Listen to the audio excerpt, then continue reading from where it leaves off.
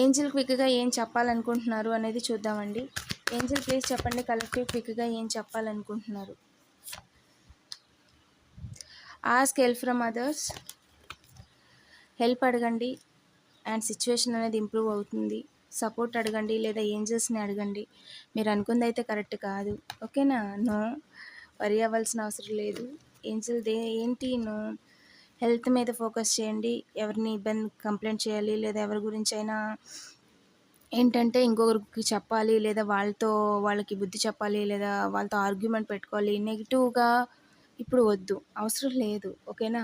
వాళ్ళని Angel take care చేస్తారు. మీరైతే హెల్త్ మీద ఫోకస్ చేయండి, మీ యొక్క పని మీద ఫోకస్ చేయండి. వర్రీ అవ్వాల్సిన అవసరం లేదు. మీరు వాళ్ళతో గొడవ పెట్టుకొని మీ టైం వేస్ట్ చేయాలని వాళ్ళు ఎదురు చూస్తున్నారు, ఓకేనా? సో డివైన్ లేట్ అయ్యే కొద్దీ ఇంట్రెస్ట్తో సహా ఇచ్చేస్తారు, ఓకేనా? No need to worry. నిజానికి వాళ్ళు మీ విషయంలో సాధించింది ఏమీ లేదు అని చెప్పి వాళ్ళకి కూడా అర్థమవుతుంది, ఓకేనా? డబుల్ టప్ చేసి పాజిటివ్ ఎనర్జీని క్లెయిమ్ చేసుకోండి అండ్ 777 కామెంట్ చేయడం మర్చిపోద్దు. Thank you for watching.